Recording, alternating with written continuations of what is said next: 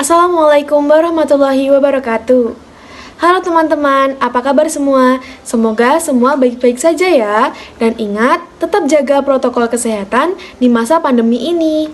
Sebelum itu, izinkan saya memperkenalkan kelompok 2 yang terdiri atas 3 orang. Yang pertama, saya sendiri. Perkenalkan, nama saya Nadila Putri Agustin dengan NIM 210210205022.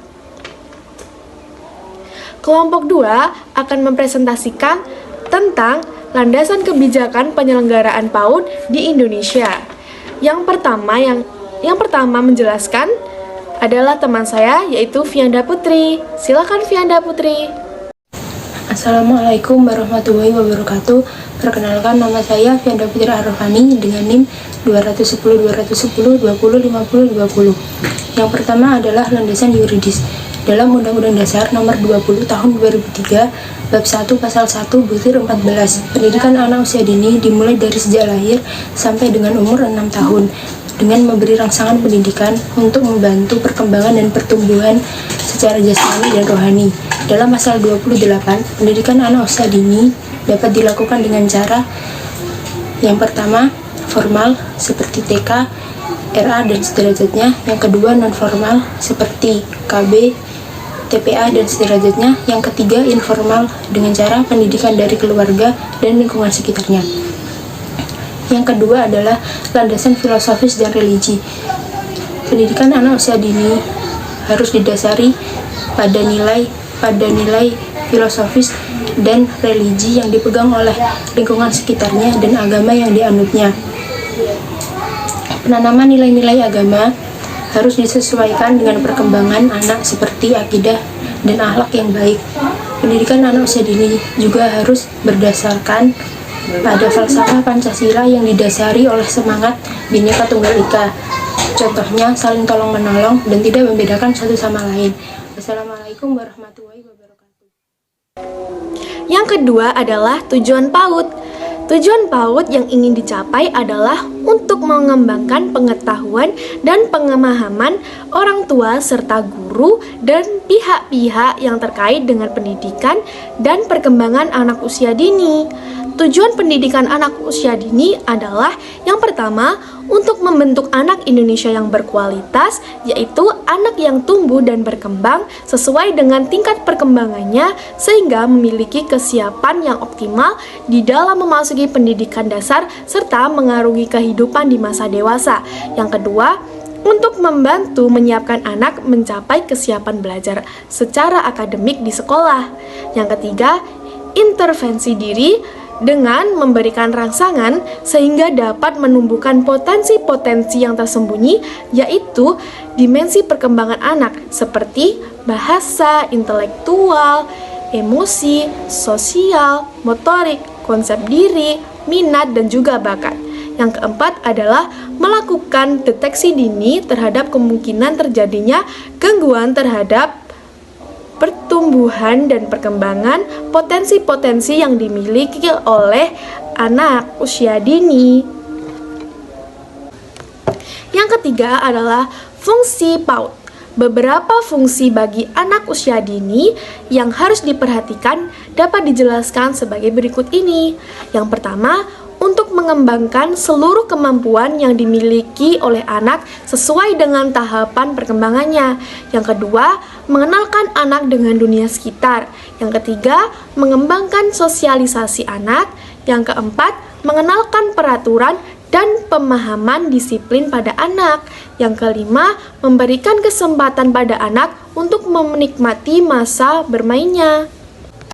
Hai, perkenalkan, nama saya Diva Kanza Zalia dengan NIM 21020205023. Komitmen dan kebijakan PAUD. Pendidikan adalah hal yang sangat penting untuk diperoleh oleh semua anak, karena pendidikan merupakan salah satu modal yang harus dimiliki oleh setiap individu untuk meraih kesuksesan di dalam hidupnya.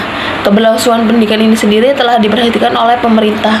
Peran dan tanggung jawab pemerintah dalam pengasuhan, pendidikan, dan pengembangan anak usia dini ini di Indonesia telah diwujudkan dalam bentuk berbagai kebijakan dan kesepakatan baik dalam lingkup internasional maupun nasional. Komitmen internasional. secara internasional, perhatian terhadap pendidikan anak usia dini semakin serius sejak ditetapkan oleh Education for All atau pendidikan untuk semua di Jomtien, Thailand tahun 1999 yang memperjuangkan kesejahteraan bagi anak di seluruh dunia. Pendidikan tidaklah harus dibatasi oleh perorangan, status sosial, jenis kelamin maupun individu. Convention on the Right of the Child, penegasan perlunya perlindungan dan perkembangan anak dalam layanan pendidikan dasar dan keaksaraan. Semua anak usia dini berhak mendapatkan pendidikan dasar yang ditetapkan dalam wajib belajar 9 tahun. Akan tetapi masih banyak anak-anak usia dini ini belum mendapatkan pendidikan secara semestinya. The Salaman Statement di Spanyol tahun 1994, pemenuhan kebutuhan bagi anak-anak yang berkebutuhan khusus termasuk pemenuhan kebutuhan pendidikan. Deklarasi Salaman ini sendiri menyatakan bahwa anak-anak yang lahir dengan berkebutuhan khusus juga berhak untuk mendapatkan pendidikan secara layak. Deklarasi Dakar di Senegal tahun 2000 yang bertemakan pendidikan untuk semua untuk pendidikan.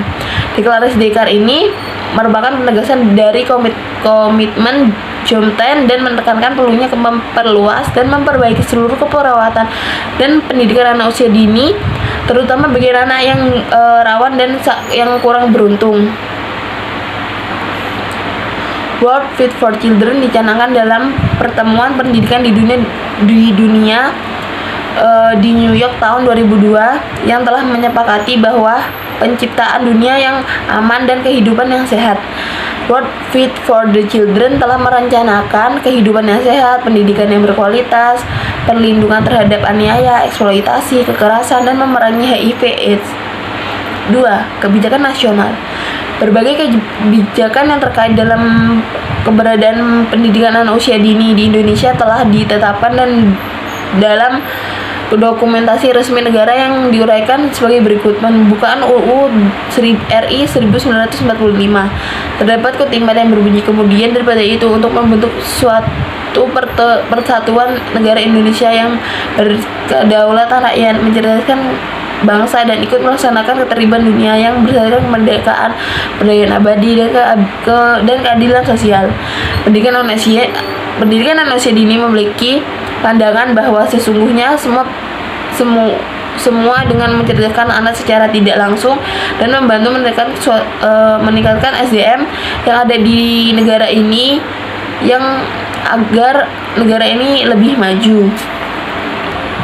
Di dalam amandemen UU 1945 tertulis pada pasal 28C ayat 2 bahwa setiap anak berhak mengembangkan diri melalui pemenuhan kebutuhan dasarnya, berhak mendapatkan pendidikan yang memperoleh manfaat dan ilmu pengetahuan dan teknologi, seni budaya, dan meningkatkan kualitas hidup dan demi kesejahteraan umat manusia. Undang-Undang Perlindungan Anak Republik Indonesia Nomor 23 Tahun 2002 tertulis bahwa setiap anak berhak untuk mendapatkan hidup, tumbuh, berkembang, dan berpartisipasi secara wajar sesuai dengan harkat dan martabat kemanusiaan.